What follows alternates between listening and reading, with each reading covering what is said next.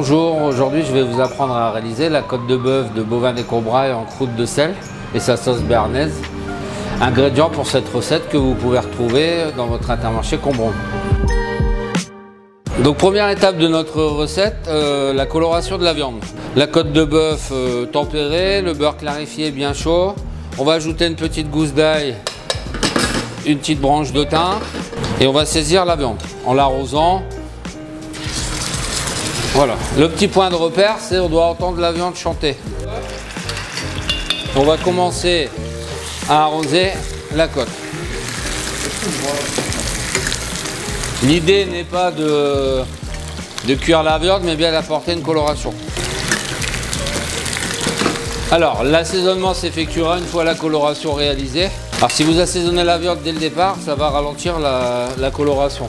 Voilà, on va vérifier la coloration de la viande. Et ensuite, on va la retourner. À partir du moment où elle est retournée, on va l'assaisonner abondamment en poivre et légèrement en sel, puisqu'on va cuire dans une croûte de sel. À nouveau, on continue à l'arroser. Donc une fois la viande bien assaisonnée des deux côtés, bien colorée, on va la retirer et la laisser refroidir. Pour la réalisation de la croûte de sel, c'est relativement simple. On va mélanger donc le gros sel, la farine, l'eau et le blanc d'œuf, de manière à obtenir ici une pâte qui soit homogène. Comme vous le voyez ici, notre côte de bœuf a refroidi. On va donc l'envelopper de croûte de sel pour la mettre à cuire. Vous allez abaisser la pâte. Voilà, en la bougeant relativement souvent. Vous pouvez abaisser votre croûte de sel directement sur un papier. Vous voyez, c'est relativement confortable. Pour la taille de la pâte, vous prenez comme repère la côte de bœuf. Elle doit être enveloppée dessus, dessous, de manière à être totalement imperméable. Ce qu'on va faire, c'est prendre un petit peu d'eau, comme ceci. Vous allez frotter la croûte de sel de manière à faire une forme de colle pour l'envelopper correctement. Et vous allez vous servir ici du papier pour envelopper la croûte.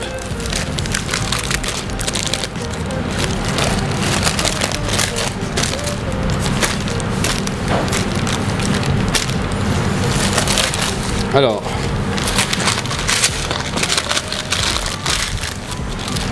voilà, alors s'il y a des petits défauts, pas de panique, vous les colmatez comme ceci. Ensuite, vous vous munissez d'une plaque à pâtisserie.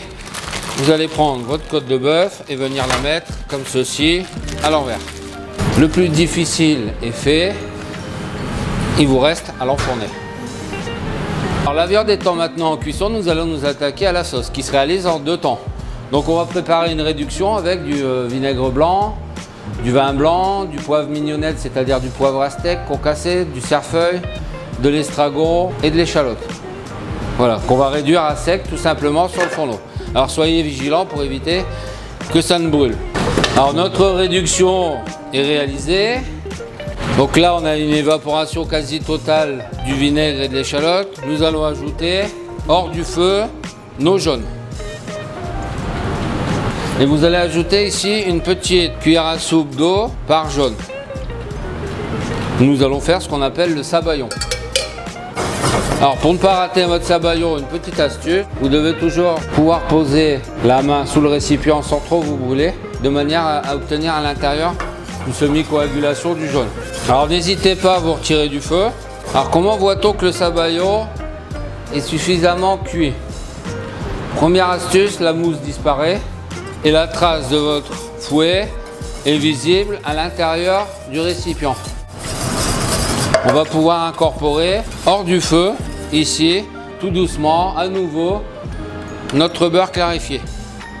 Voilà, et on va monter, sans remettre sur le feu, notre sauce béarnaise. Dans les restaurants, il est de coutume de passer la sauce au chinois. À la maison, moi, j'aime conserver la garniture à l'intérieur. Voilà. On pourra rajouter à la fin une petite pincée d'herbes fraîches.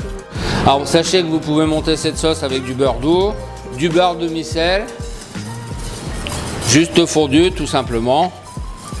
Ça agrémentera bien votre côte de bœuf et également toutes vos grillades l'été.